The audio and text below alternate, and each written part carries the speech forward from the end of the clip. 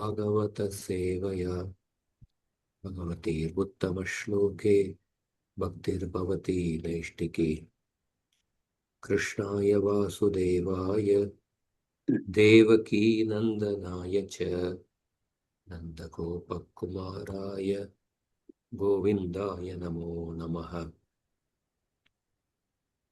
ॐ अज्ञानतिमिरन्धस्य ज्ञानाञ्जनशलाकया चक्षुरोन्मिलितं येन तस्मै श्रीगुरवे नमः। नमो ॐ विष्णुपादाय कृष्णप्रेष्ठाय भूतले श्रीमते भक्तिवेदान्तस्वामिन्निति नामिने। नमस्ते सारस्वती देवे गौरवाणी प्रचारिणे निर्विशेष शून्यवादी पाश्चात्य देशतारिणे। जय श्री कृष्ण चैतन्य प्रभु नित्यानंद श्री अद्वैत गदाधर श्रीवासादि गौर भक्त वृंद। हरे Krishna Krishna Krishna Hare Hare Hare Ram Ram Ram Hare Hare.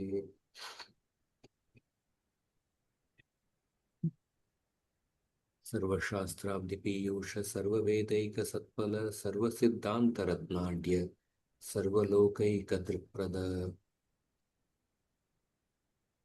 So in the last class we discussed 17th anuccheda, the third part. We discussed the 10 shlokas quoted from the Narayaniya Upakhyana, which is part of the Moksha Dharma section of the Mahabharata. So in this Narayaniya is one of the important sections in the Mahabharata, where Lord Narayan's supremacy is very clearly explained. So 10 shlokas were quoted from that, and the explanation of the 10 shlokas, that's what we discussed in the last class. Vaishampayana said that the knowledge systems of Sankhya, Yoga, Pancharatra, Veda, and Pashupata should be known as various kinds of philosophical perspectives. The great sage Kapila is the spokesman for Sankhya and is known as the supreme seer. Hiranyagarbha is the authority on yoga and there is no authority senior to him. Apantaratama is the grand master of the Veda. Apantaratama refers to Veda Vyasa only. Some call this sage as Prachina Garbha. The son of Brahma known as Umapati, Bhutapati, Shrikanta or Shiva spoke the body of knowledge called Pashupata. The speaker of the entire Pancharatra system is, however, the original complete absolute truth, Swayam Bhagavan.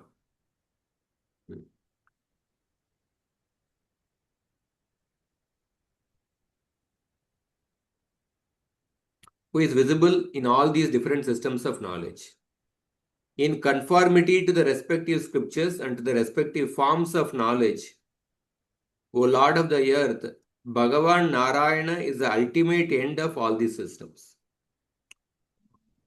The corresponding shloka is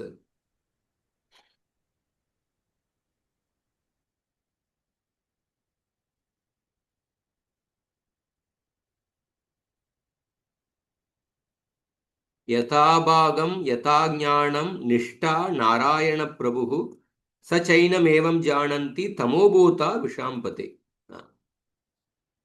But people covered by ignorance do not understand this fact in this way.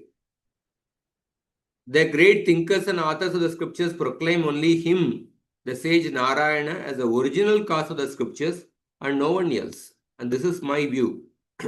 Tameva Shastra Kartara Pravadanti Manishinaha Nishtam Narayana Rishim Nanyosti iti Vacho Mama.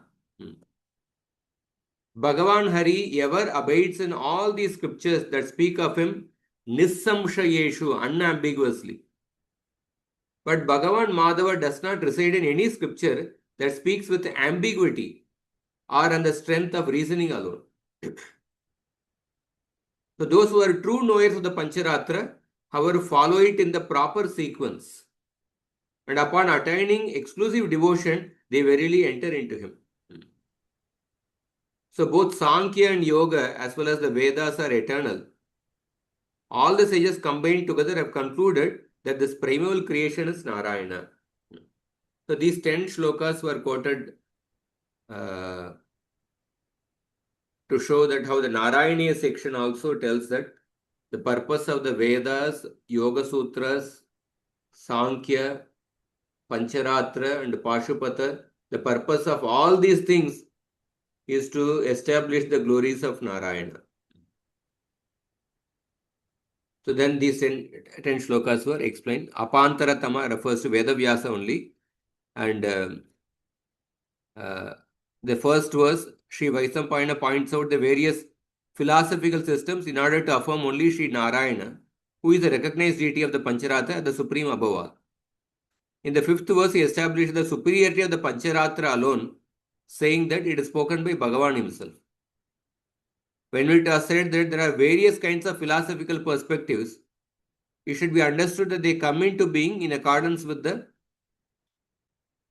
asuric nature. Because in this world there are two types of people, divine people and asuric people. Dvaubhuta sargau lokesmin daiva asura evacha. So two kinds of people are there. So in order to keep the asuric people also busy, therefore various scriptures have come out in which various processes, various devatas are promoted. Because asuric people will not be interested in the nirguna reality.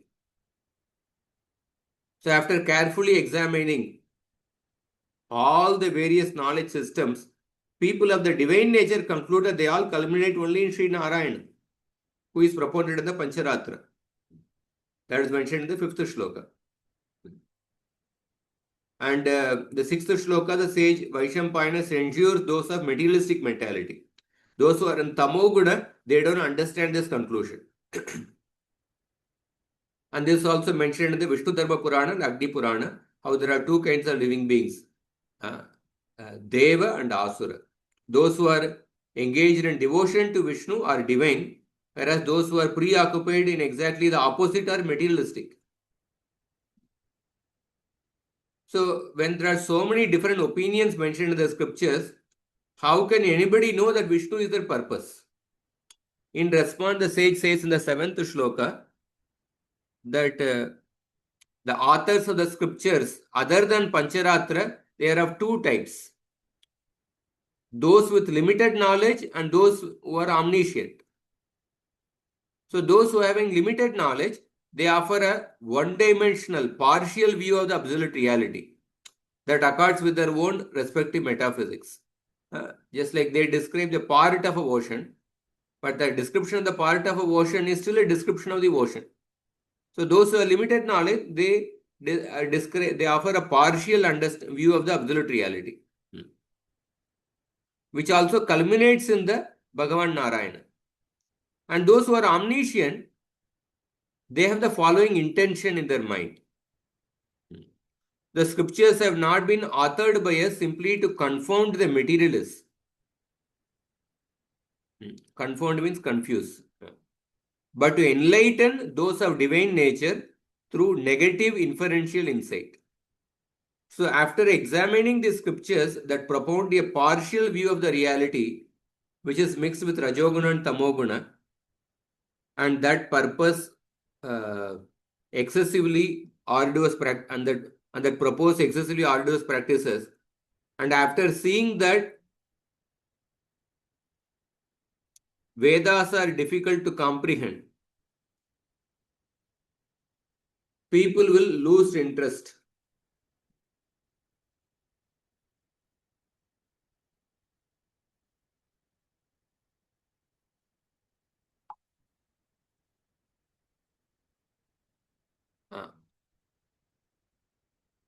After seeing that the Vedas are difficult to comprehend, people will lose. So essentially, for people in Rajoguna and Tamoguna, who cannot appreciate the Nirguna reality, the scriptures also propose other paths. They also recommend worship of the Devatas. And then these people, they may then plunge deep into the Pancharatra. In the Pancharatra scriptures, Vishnu supremacy is actually clearly established. So therefore, in order to incite the exclusive study of the Pancharatra, for those who wish to quickly apprehend the true meaning of the Vedas, Vaishampayana goes on to speak the 9th shloka. And because this is the situation, he concludes with the final verse.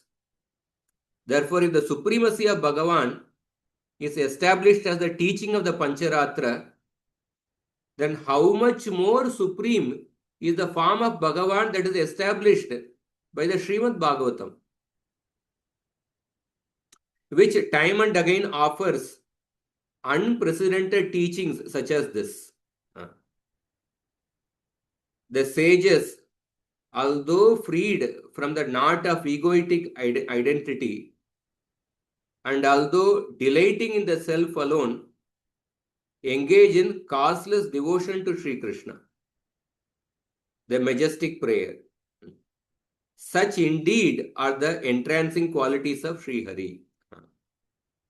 So basically this 17.3 is we discussed the 10 shlokas from the Narayaniya section.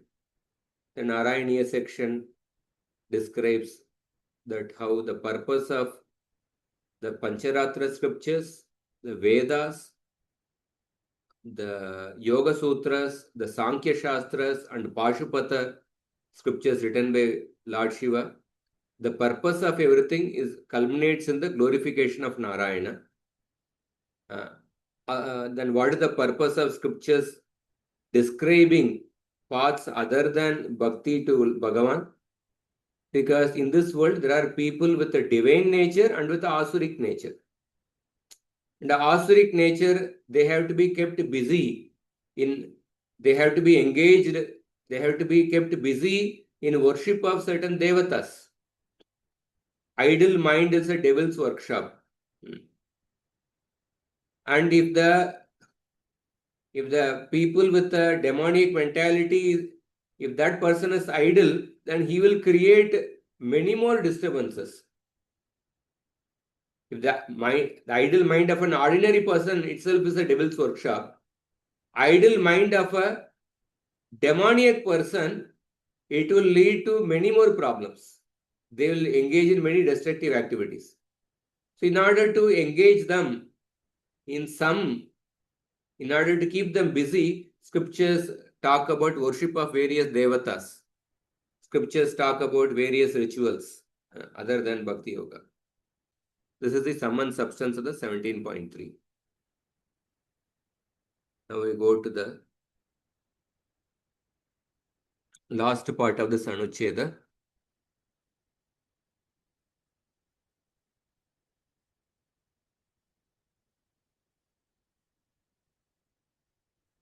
Any questions from the previous class? I think.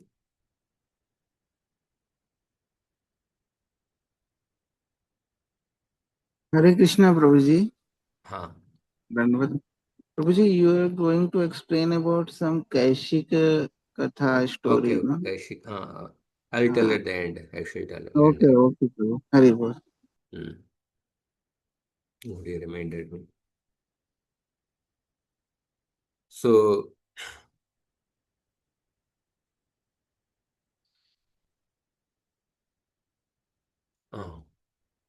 yeah, we'll start from here.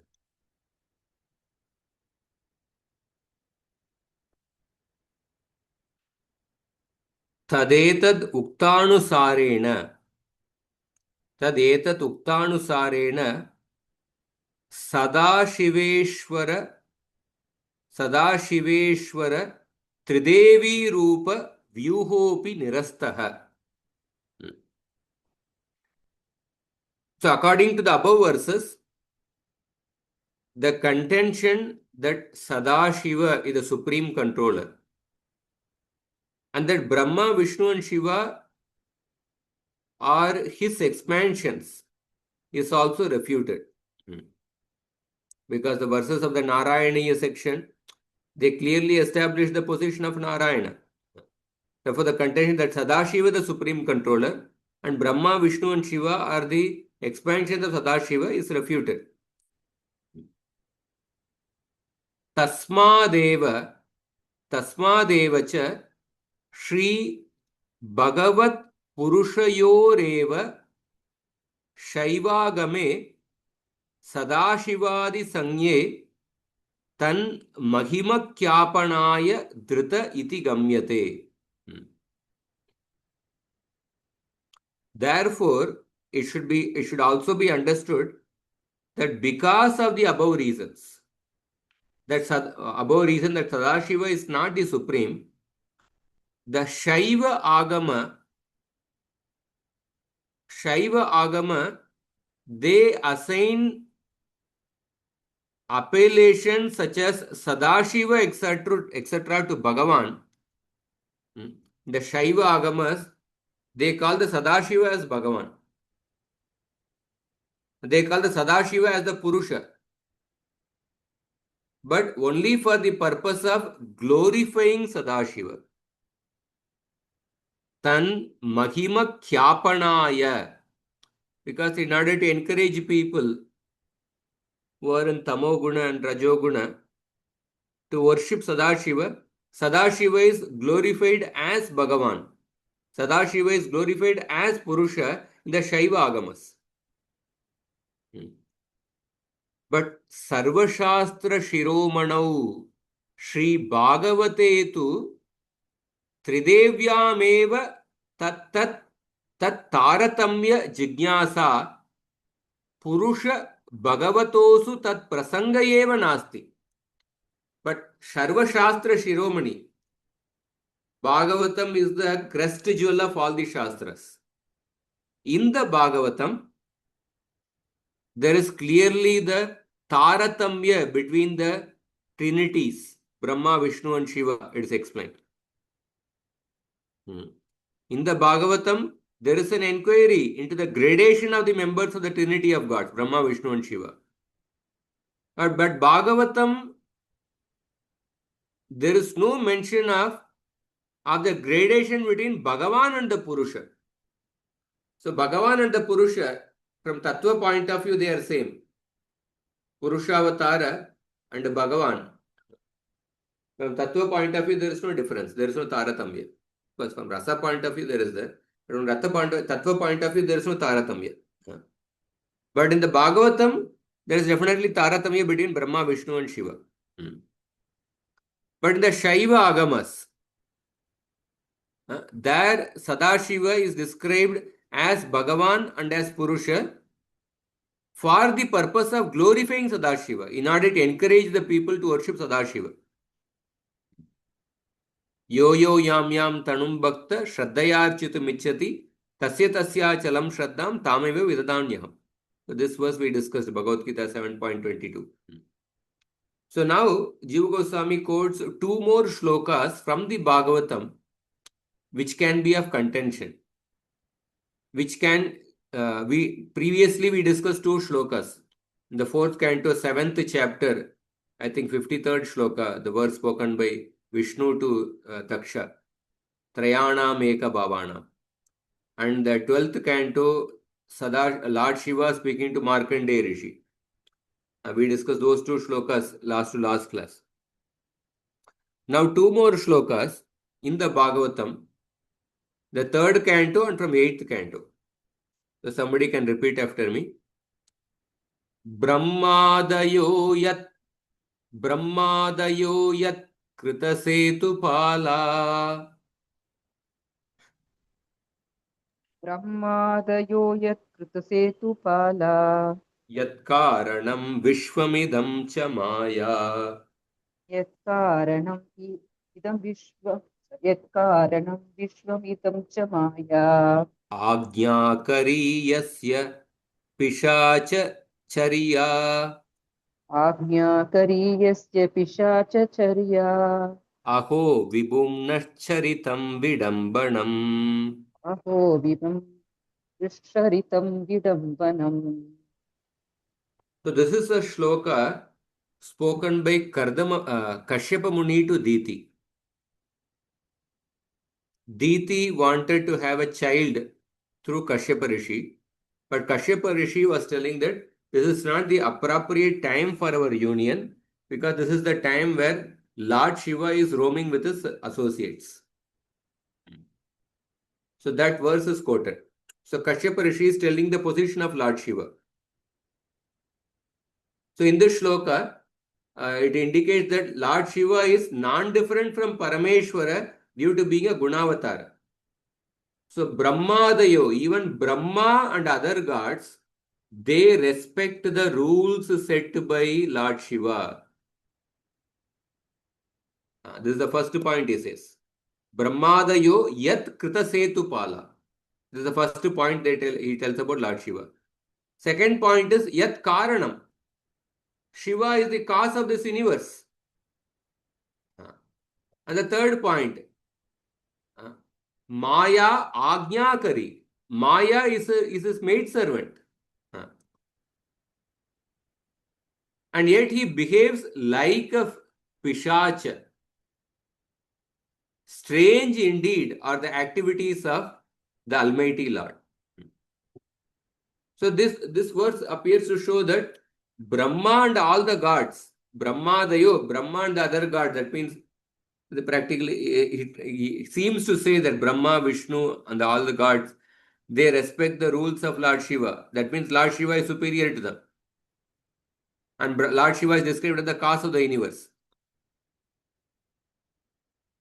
So the question which arises is that Ityatra Tritiye Gunavatarattvena Parameshwara Abheda Drishtya Tatatva Muktamiti Jneyam. Parameshwara Bheda Drishtya. Parameshwara Abheda Drishtya. Is not Shiva stated to be the supreme Parameshwara?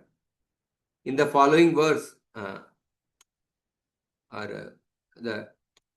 it may be noted that the following statement in the third canto indicates that Shiva is non-different from Parameshwara. Parameshwara Abheda Drishtya, due to being a Gunavatara. So this is the first shloka he quotes. And then he quotes the second shloka from the Samudra Manthan, 8th canto, 7th chapter. So you can repeat after me. Nate giritra khila lokapala. न ते गिरित्रा अखिललोकपाल Virincha vaikunta surendra gamyam. विरिञ्च Vaikuntha सुरेन्द्रगम्यम् Jyoti param yatra rajastamascha. ज्योतिः परं यत्र रजस्तमश्च Nayat Sattvam Nayad Brahma Nirasta Bhedam. सत्त्वं न यद्ब्रह्म निरस्तभेदम्. So when the Kalakuta poison appeared during the course of the Samudra Manthan, that time Vishnu told all the Devatas to approach Lord Shiva. So they approach Lord Shiva and they glorify Lord Shiva, and then they ask Lord Shiva to accept that poison. So when they are glorifying Lord Shiva, they are saying that, O Giritra, protector of the mountains, O Shiva, your supreme effulgence cannot be understood even by all the protectors of the planets, by Brahma, by Vishnu, or by Indra, the ruler of the gods. Nate Giritra Akhila Lokapala Virincha Vaikunta. Vaikunta means Vishnu. Virincha is Brahma. Akhila Lokapala is all the Lokapalas of the universe. Surendra Gamyam. That means all these people cannot understand your effulgence. Jyoti param yatra. So all these people, your supreme effulgence cannot be understood by all these people. So this effulgence is the supreme absolute Brahman, utterly devoid of all distinctions, in which Rajas, Tamas and Sattva are entirely absent. Yatra Rajas Tamascha Sattvam Nayat Brahma Nirasta Bedam. So when you see the shloka, it appears that Shiva is superior even to Vishnu. All the superior to Vishnu and all the devatas. Shiva is the supreme. So therefore this shloka poses another question. Ityatra tasya paratvam shruyata eva ashtame. Is not Shiva stated to be the supreme in the following verse of the 8th canto? So Jiva Goswami is quoting these two shlokas and then he gives an answer. He has given the Purva Paksha based on these two shlokas and then he is giving an answer. Ma evam. No. Yeah. So first he gives the answer. Mahimna stuyamana hi deva viryena vardante iti vaidika nyayena tad ayuktehe. So there is a Vaidika Nyaya. There is a Vedic principle. The gods excel in power when they are praised through the glorious words. It's like sometimes when you want to encourage a person to perform certain very difficult task, you glorify that person. You praise that person. So devatas are glorified. When they are praised, they excel in power.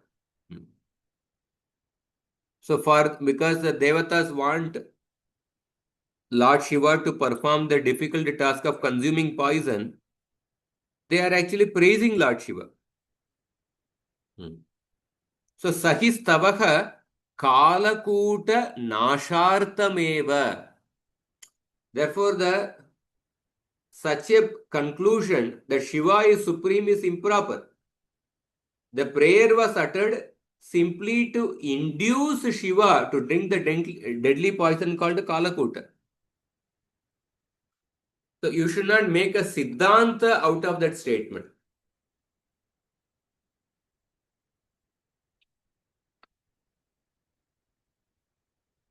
Don't make the Siddhanta out of the statement. See the context of the statement. They are trying to encourage Lord Shiva to consume the Kalakuta poison. So, because in the same section, so we have to see the scriptures in totality. In the same section of the Bhagavatam, that is 8th canto, 7th chapter, Lord Shiva says, Tatraiva Prite Harau Bhagavati Priyeham Sacharachara. Lord Shiva himself says that when Lord Hari is pleased, I am pleased.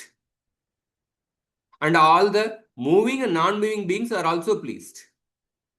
So in the same section, Lord Shiva accepts the supremacy of Lord Hari. So therefore, Devatas glorifying Lord Shiva should not be made as a Siddhantic statement. It is meant to praise Lord Shiva in order to encourage him to perform the difficult task of consuming poison. Sometimes during cricket match, they glorify. Cricket is our religion, Sachin is our God. So do we make a Siddhanta out of the statement, oh, Sachin is Bhagavan?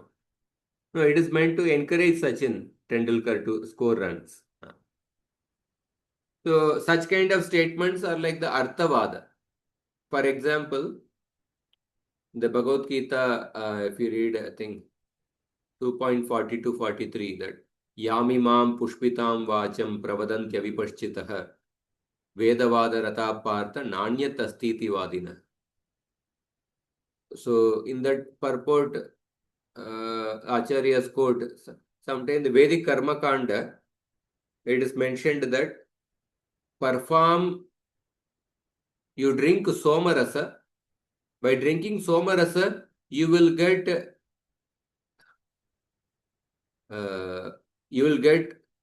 benefits which will never get destroyed. And there are statements which say that you perform yajna during Chaturmasa, by that you will get indestructible benefits.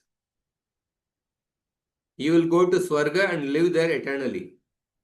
Like the statements are there.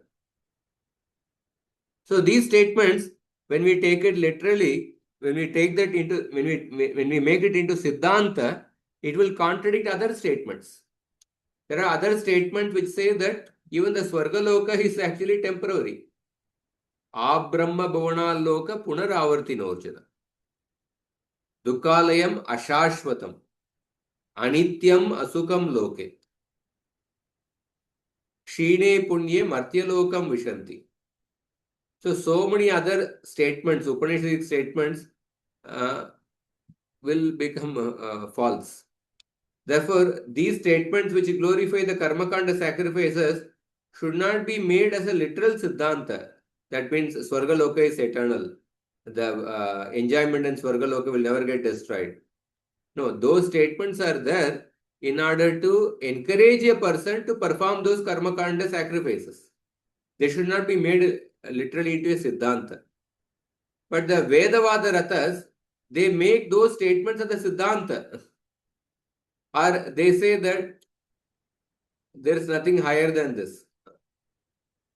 Similarly, like for example, sometimes Prabhupada told Jivatma misused the free will and fell from the spiritual world. We discussed in detail during the Bhagavad Sandarbha. So those statements of Prabhupada should not be made into a literal Siddhanta. Because if we make that a literal Siddhanta, it will contradict other statements. Yadgatvana nivartante tatama paramamama. It will contradict the statements. Kauntaya pratijanihi name bhakta pranashyati. A devotee can never fall from the spiritual world. Krishna has given a pratigya that he will always protect the devotee. If we make that Prabhupada statement as a literal Siddhanta, it will make Krishna as a liar. And Krishna has spoken a lie. So Krishna will be removed from the position of the Param Satya. Therefore, those statements of Prabhupada should not be taken as a literal Siddhanta. Rather, Prabhupada is trying to create the urgency in the people to perform devotional service. That is how we have to understand. So, the same Lord Shiva, in the same section, he says that when Hari is pleased, I am pleased and all the living beings are pleased. And furthermore, we see in the Bhagavatam, 9th canto, Tata Navame, and repeat after me, Vayam na tata prabhavami bhumni. Vayam na tata prabhavam bhumi. Yasmin parenyepya jajiva koshaha. Yasmin parenya jajiva koshaha. Bhavanti kalena bhavanti hidrishaha. Bhavanti kalena bhavanti hidrishaha. Sahasrasho yatra vayam bhramamaha. Sahasrasho yatra vayam bhramamaha. So when Durvasa Muni was being chased by Sudarshan Chakra, when Durvasa Muni came to take shelter of Lord Shiva, what did Lord Shiva say? We gods have no power, dear son, over the all-pervading Supreme, in whom other universes similar to this universe, and which are the amalgamated bodies of the Jivas and Brahma, appear and disappear in thousands at the appointed time. And we wander in these universes. So Lord Shiva accepts his subordination to the Supreme Lord. And then Shiva says that, the third verse he quotes from the 5th canto.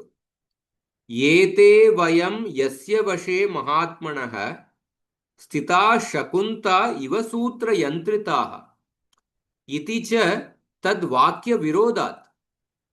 In the 5th canto, Ilavrita Varsha, Lord Shiva offers prayers. He says that remaining under the control of that Supreme Person, we are like the birds controlled by a string.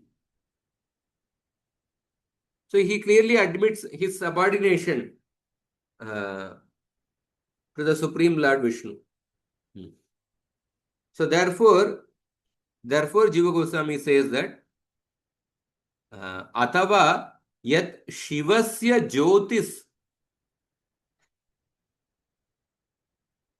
Tatra Sthitam Paramatmakyam Chaitanyam Tat Samyak Jnane Tasyap Akshamata Yuktaiva.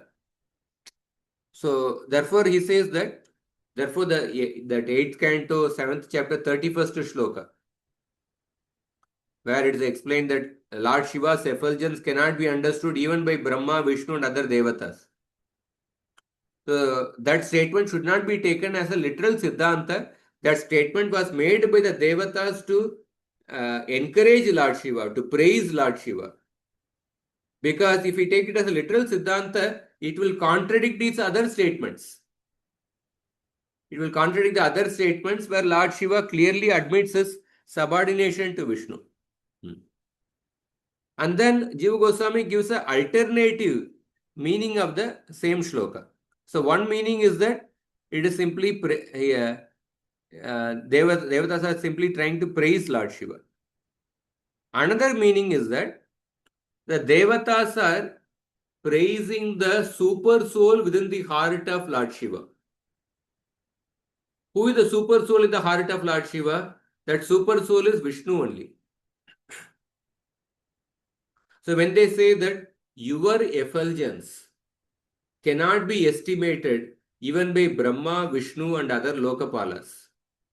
Your effulgence means they are referring to the super soul in the heart of Lord Shiva. That means Vishnu's effulgence cannot be estimated even by Brahma, Vishnu and other Lokapalas. Yeah, Vishnu's glories cannot be understood by all the devatas. That is acceptable. But what about Vishnu's glories, Vishnu's effulgence cannot be estimated even by Vishnu? How do we understand this? Yeah, this is also a Siddhanta because Krishna's glories, Vishnu's glories are so unlimited that they cannot be estimated even by Krishna himself. Because Krishna's glories, they have no end. Therefore, even they have no end. The end of Krishna's glories does not exist. Therefore, even Krishna himself cannot estimate the glories of himself. It is indeed fitting that even he is unable to know. Even he is unable to know completely the conscious being called Paramatma, situated within the effulgence of Shiva. And this conclusion is confirmed by the prayers of the Vedas personified. The 10th canto, 87th chapter, the personified Vedas, they conclude their prayers with the shloka. So that portion is quoted by Jiva Goswami. Dyupataya eva tena yayur antam anantataya tvamapi yad antaranda nichaya nanu savaranaha. You can read the translation. Because you are without end. Because you are without end or limit, the cosmic administrators such as Brahma simply cannot find any limit to you. Moreover, even you cannot do so. Under the influence of time, the countless universes, each enveloped in its own 7-layered covering, float contemporaneously within you, like particles of dust in the sky. 10.87.41. On the other hand, so this is the verse quoted. So therefore, the another explanation of the same shloka is that Devatas are saying that your effulgence means it is referring to the super soul in the heart of Lord Shiva. That is Vishnu's effulgence or Vishnu's glories. Cannot be estimated even by other Devatas or even Vishnu himself. And then further, Jiva Goswami says, he is quoting Brahma Samhita. Brahma Samhita mate tu Bhagavad Anga Vishesha Eva Sadāśiva. So, yeah, before that. So far, Jiva Goswami quoted 2 shlokas. 3rd canto, 14th chapter shloka, and the 8th canto, 7th chapter shloka, which appears to say that Lord Shiva is supreme. And he gave explanation further.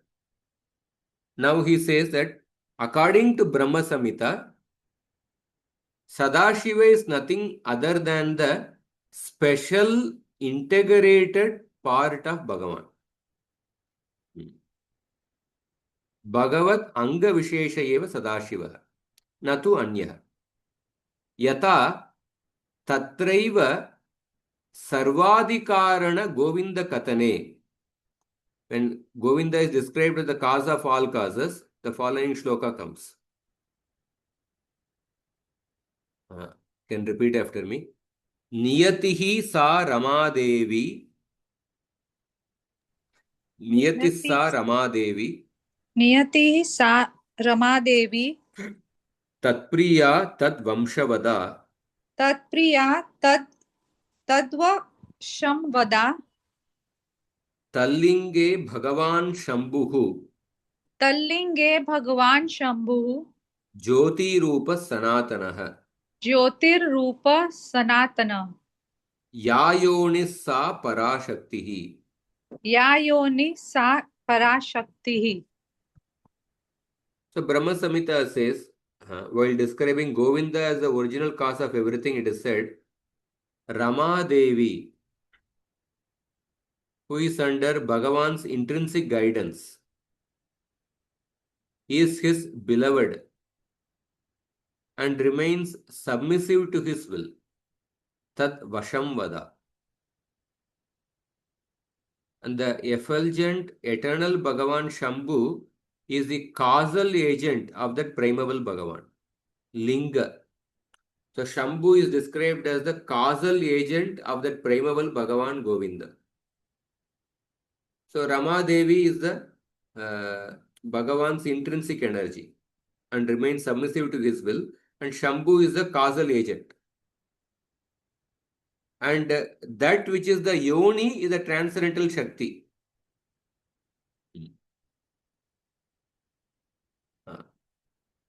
Yoni is the transcendental Shakti. So, and then again he goes Brahma Samhita. Tasmin Avira Bhulinge Mahavishnuhu Ityadyantam. The sequence ends with Mahavishnu appeared within that causal agent. 1 minute.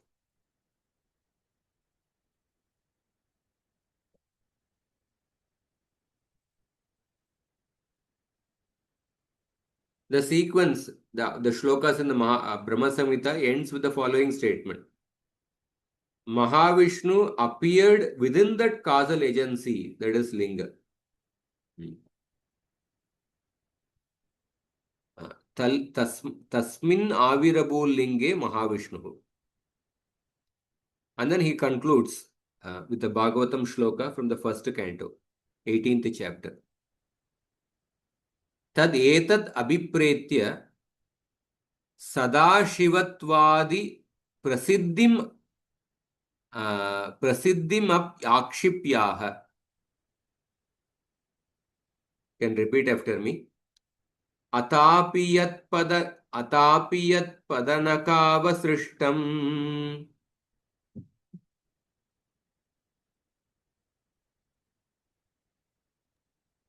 Athapi yat padana nakhavasrishtam Jagat virinchopakhritarhanambha Jagad virinchopahrita na ambaha Sesham punatyanyatamo mukundat Sesham punatyanyatamo mukundat Ko nama loke bhagavat padartah. को नाम लोके भगवत्पदार्थः. So, with this intention of showing the supremacy of Vishnu, while objecting to the widespread view that he is a form of Sadāśiva or any other Deva, Suta Goswami says the following. Moreover, the water that was offered by the creator Brahma to wash the feet of Bhagavan and then flowed from the nails of his toes sanctifies the whole universe, including Lord Shiva. Therefore, who else than but Bhagavan Sri Krishna is worthy of the appellation Bhagavan in this world? Only Krishna deserves the name Bhagavan. Because Krishna's the Charanamrita, it purifies the entire universe, including Lord Shiva. The meaning of the verse is self-evident. So we'll go through the commentary. It will become more clear, whatever we studied so far. So in the Shiva Purana,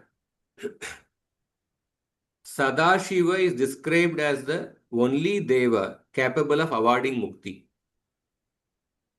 He is glorified as being beyond the three gunas. Sadāśiva is glorified as the supreme deity, Parabrahman.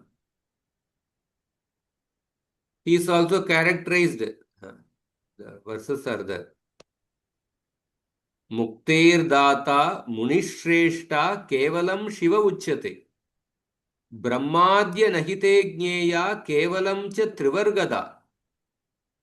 Brahmadya trigunadishas Shivas trigunata paraha. Nirvikari parabrahma turiya prakritita paraha. So Lord Shiva is glorified like this. He is also characterized therein as the controller and the source of Brahma, Rudra and Vishnu. Brahma, Harischa, Rudrascha, Tatanyecha, Surasuraha, Yatkritam, Niyatim, Prapya, Prabhavo, Nati Vartitum. In this way, Shiva is glorified in the Shiva Purana.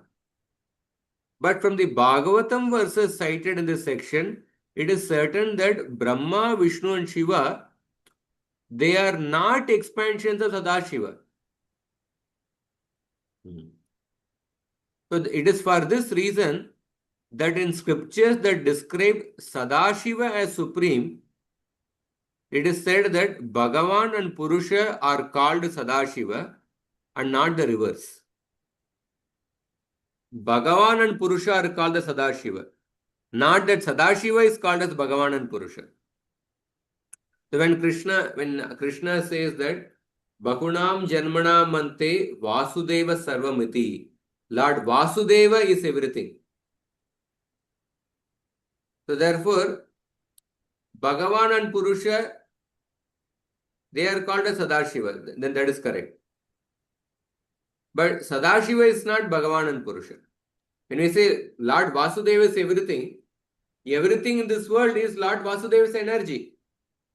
So the stable is Vasudeva, because Vasudeva is, the stable is the energy of Lord Vasudeva. So Vasudeva Sarvamiti, everything is his energy. But that doesn't mean that the table is identical with Krishna. That tomorrow you start offering Mangalarti to the table. You start offering Bhoga to the table. You start offering Nevedyam to the table. No. We don't. The table is not identical with Krishna. Table is, everything is Vasudeva, because everything in this world is the energy of Lord Vasudeva.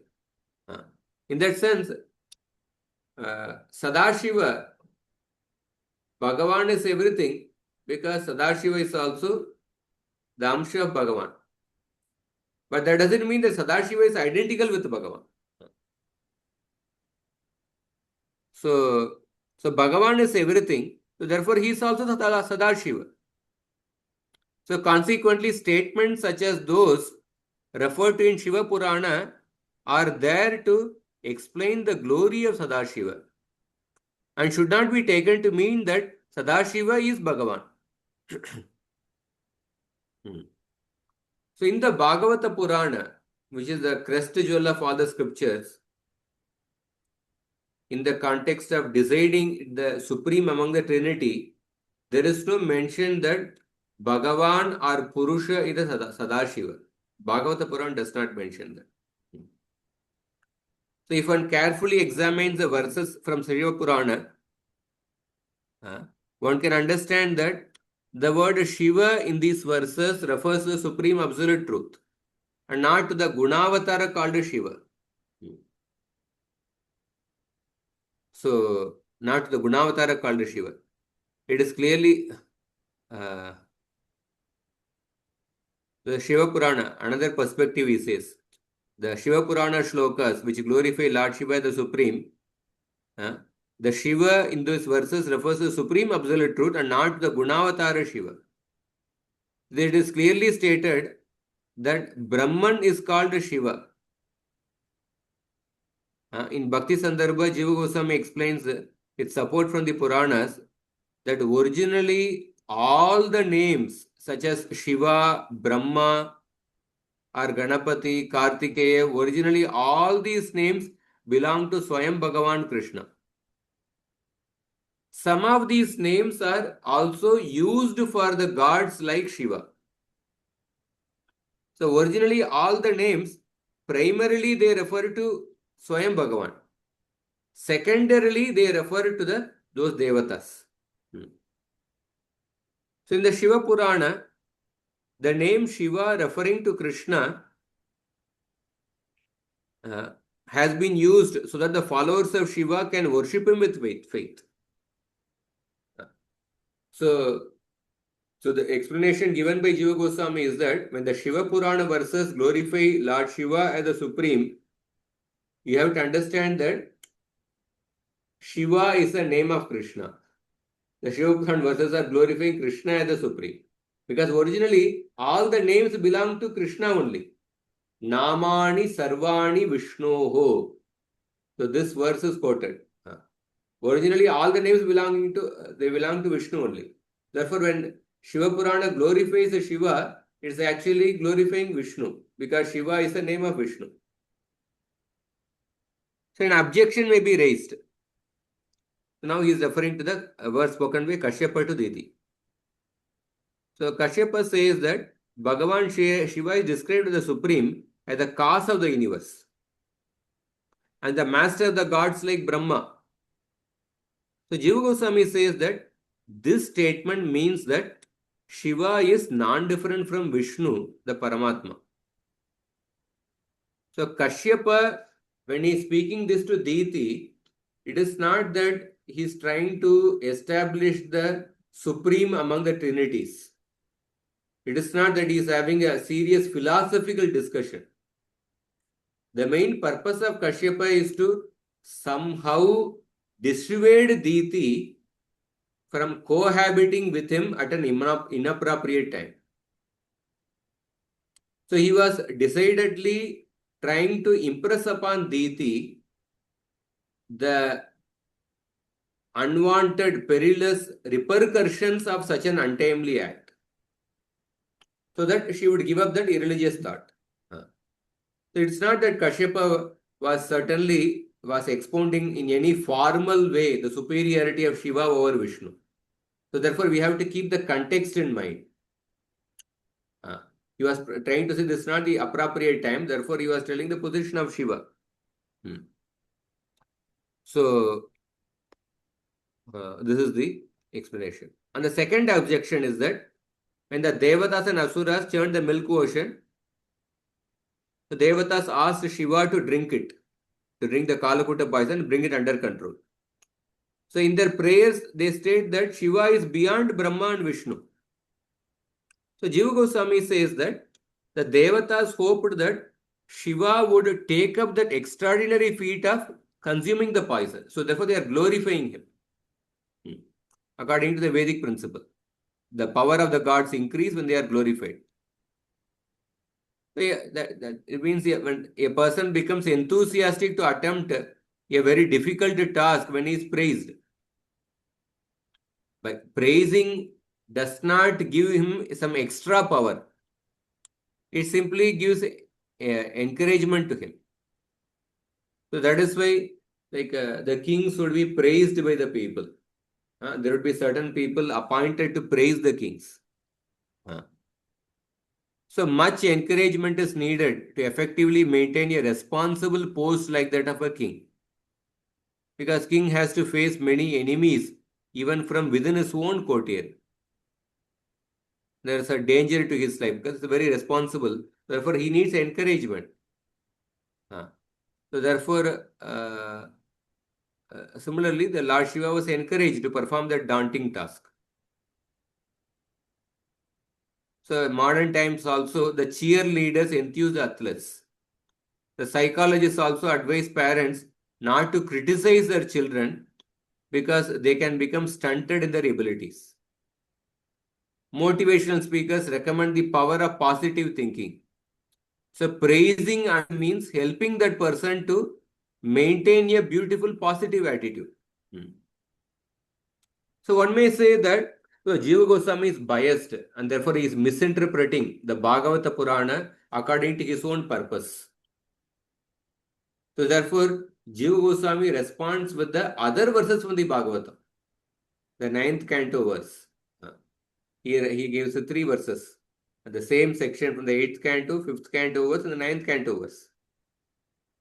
In those verses, Shiva personally affirms his subordination to Vishnu. Whereas the earlier testimonials to Shiva's supremacy were spoken by others. So therefore, in fact, Shiva declares that he drinks the poison to please Vishnu, in whose pleasure he finds his own fulfillment. So in order to please Vishnu, he is going to drink the poison. That is what Lord Shiva says. So one may say that Bhagavata Purana itself is biased towards Vishnu. That is why to this argument, we already proved in the beginning of the Tattva Sandarbha that Bhagavata Purana is not biased. Bhagavata Purana was written by Vyasadeva in the maturity of his spiritual realization, in his samadhi. The Tattva Sandarbha already was proved that Bhagavata Purana was the supremely most authoritative scripture. So therefore, in this anuccheda, the conclusion is further corroborated by the rationale that only Sattvika scriptures can offer veridical knowledge of the absolute. Rajasika and Tamasika scriptures, they were never intended to do so because they are meant to provide instructions for those at the corresponding level of self-identity. So in Rajasika and Tamasika scriptures, you cannot get the highest conclusion because they are meant for people at that level. So, and then further Jiva Goswami says an alternative meaning for the same shloka. That the conscious self called Paramatma, situated in the effulgence of Shiva, is not known completely even by Vishnu himself. And this is confirmed by the prayers of the Vedas personified. And the Vedas say that it is not only the Devas who do not know the limits of the Supreme Person, even he himself does not know the extent of his own powers. Because he is limitless. And then he quotes the Brahma Samhita, which says that Sadāśiva is a part of Bhagavan, which is described in the Anuccheda 2 of the Paramatma Sandarbha. To summarize this section with a conclusive evidence from the Bhagavatam, Jiva Goswami quotes a verse spoken by Suta Goswami, 1.18.21, that this is in relation to the Vamanadev story. Vamanadev, when he begged for 3 steps, and then when Vamanadev, with 1 step he covered the earth, the 2nd step when he covered the higher planets, it went it pierced the, second step, he covered the entire universe. It reached up to Satyaloka. So at that time, Brahma took his kamandalu and washed the feet of Vamanadev. And then he stored that water on a sacred pot. And that water. So the water that washes the feet of the deity of Bhagavan is called Charanamrita, and it is a holy water. So when the Ganga descended to the earth at the request of Bhagirath, Lord Shiva accepted her. Lord Shiva accepted her on his head. There's a third canto, there is a shloka which says that the all auspicious Lord Shiva became more auspicious by accepting the Charanamrita of Lord Vishnu. This shows that Shiva was eager to take Vishnu's Charanamrita on his head out of respect for him. So therefore, only Mukunda is the supreme person and not Brahma or Shiva. So with this verse, Jiva Goswami concludes his argument about the superiority of Vishnu to other Gunavataras and his identity with the Paramatma, the immanent self of the universe, and with Bhagavan, the supreme person. So during this discussion, he also argued in favor of the superiority of the Sattvika scriptures. So the portion of the Paramatma Sandarbha devoted to the Gunavataras now concludes with a verse from the Bhagavata Purana in the following anuccheda. So, are there any doubts in this anuccheda?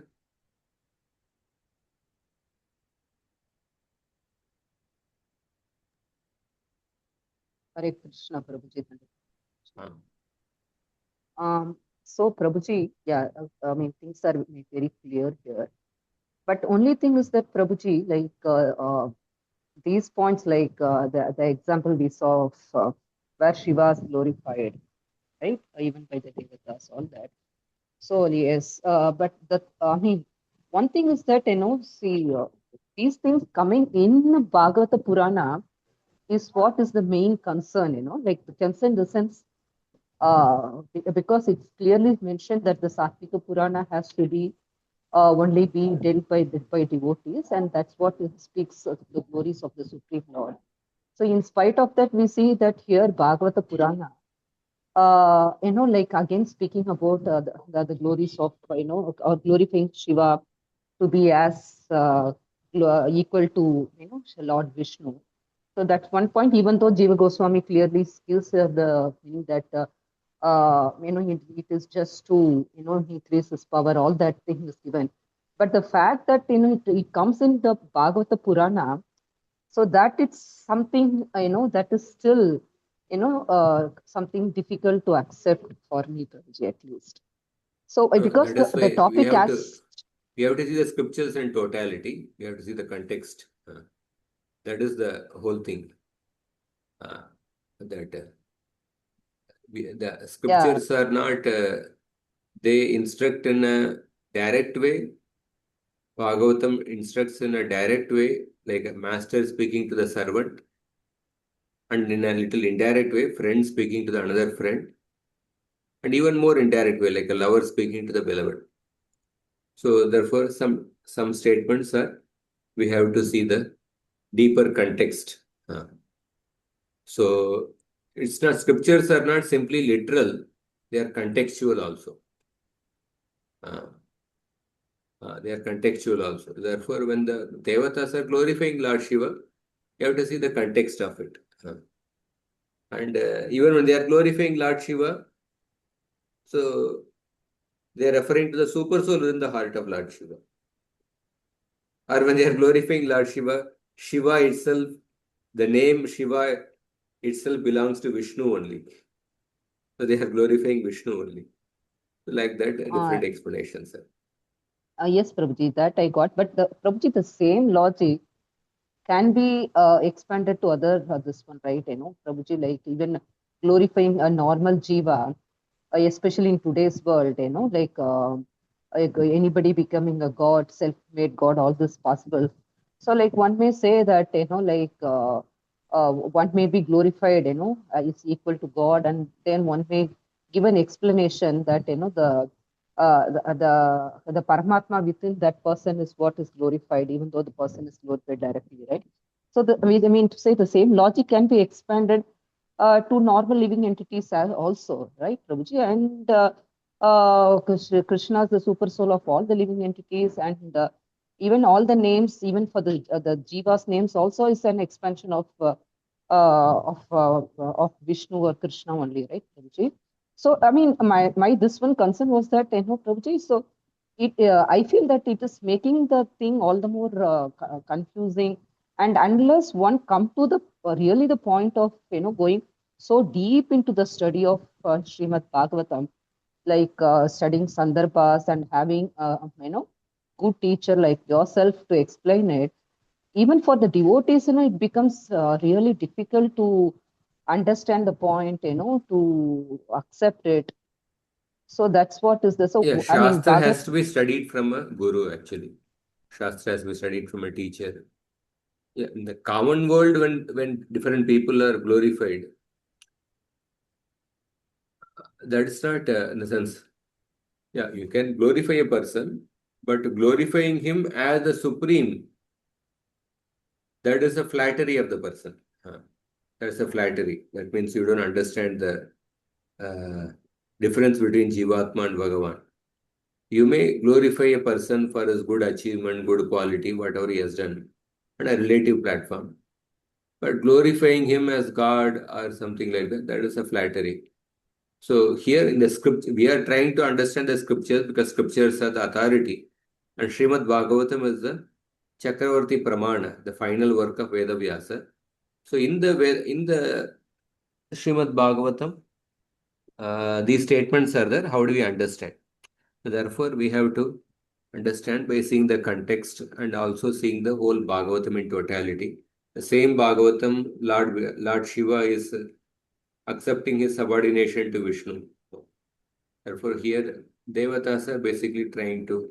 It's not like suppose when there is a formal discussion where a guru is teaching the student, that context is different. But this context, Kashyapa Muni speaking to Diti, it is not that Diti has gone to Kashyapa and surrendered to Kashyapa. So I am a soul surrendered unto you. Please instruct me. Who is the Trinity among the three? She is not asking a question like that. The Devatas are also not going to Shiva by asking we accept you as our Guru. Please tell us that who is the Trinity. It's not that such kind of setting is not there. The setting of the whole context is that Kashyapa was telling to Diti, somehow trying to dissuade her that this is not the appropriate time for the union. And here the Devatas are somehow trying to encourage Shiva to consume the Kalakuta poison. So it's not, when we see the context, when we see this one, it's not confusing, it's a logical thing. But sometimes we tend to, just like for example, people, one of the tendency of the Gauravan Maharaj, he quoted, I think Bhaktivinoda Thakur or somebody, he said that when the followers of an Acharya make the contextual statement as the universal statement, that becomes the cause of the beginning of an apasampradaya. When the contextual statements are made as a universal statement, that becomes one of the cause of the apasampradaya. So some of the contextual statement may be universal statement. Prabhupada in many conversations, this one, he may just have spoken the entire Gita. He may just spoken the same principles of Gita. But sometimes certain statements are contextual. Like Jiva falling to the spiritual world. It's a contextual statement only. Because it goes against the Shastra. But here the Devatas are glorifying Lord Shiva. Your effulgence cannot be understood by Vishnu. This is a contextual statement. You cannot make it as a universal Siddhanta. So therefore, that That aspect is also there. Like suppose when a Supreme Court judge is when he is giving a formal judgment by sitting in the office in the court when he is giving a judgment, so that statement has a universal validity within the country. But the same Supreme Court judge, suppose in the casual conversation in his home while discussing with another person, he is making some judgment about that particular case in some casual conversation. But that statement cannot be taken on the same level as the formal statement he gives in the formal setting in the courtroom. So contextual statement cannot be made into universal statement. Sometimes it can be universal, but they cannot be made into universal statement. We have to see the whole context. So therefore, but when the contextual statement agrees with the universal statement in the Shastra, then we can accept it. But otherwise, if they don't agree with the universal statement, if the comment made by the judge in his casual conversation, if it is agreeing with the formal judgment, then you can accept it. If it is disagreeing with it, then you give more preference to the that formal judgment.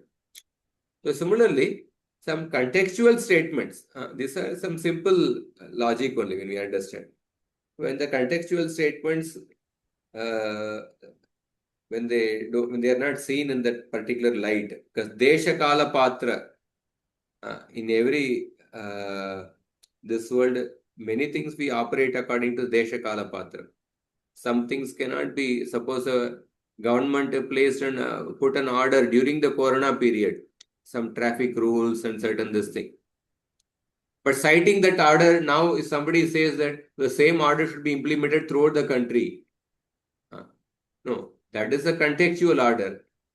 That you cannot make that as a universal order for all time to come. So it's not difficult to understand what you think. Amen. Okay, Prabhuji. Thank you very much, Prabhuji. Okay. So we'll end here because 9:30. Prabhuji, So- Jambuvan must have also encouraged Hanumanji, by saying few things like to perform a magic, the task, some very difficult task was there. And Jambuvan was encouraging Hanumanji. Hanuman, but Jambavan also knew actually the power of Hanuman. Acha, okay. Because Hanuman had forgotten that power because of the curse of the sages.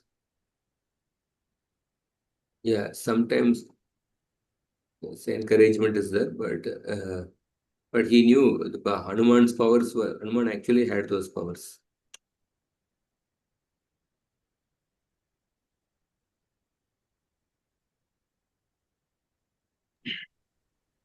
Prabhuji, you Like said Krishna spoke the Karma Mimamsa philosophy to Nanda Maharaj before the Govardhan Leela.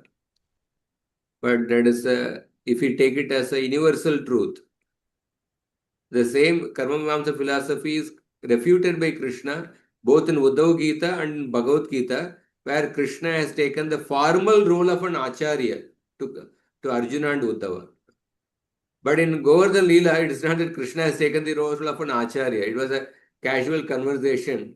The small child is conversing with his father. So there he spoke the Karma Mimamsa philosophy.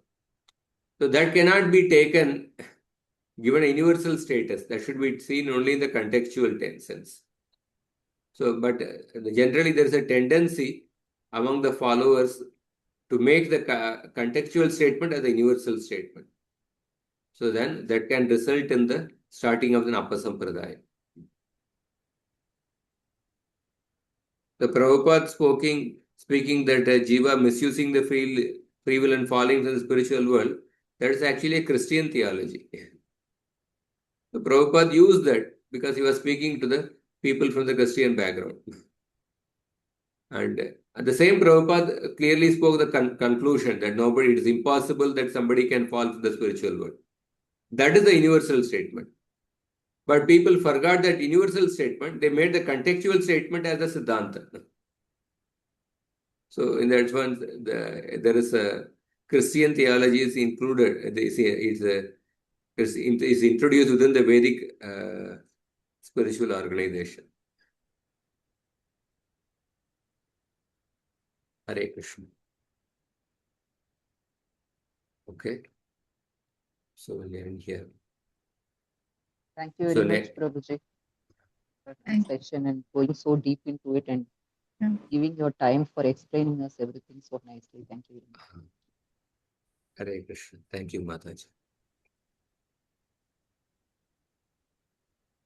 ग्रंथराज Shrimad Bhagavatam की जय, श्रील प्रभुपाद की जय, गौर भक्त वृंद की जय. So Saturday we'll have a class, Prabhuji.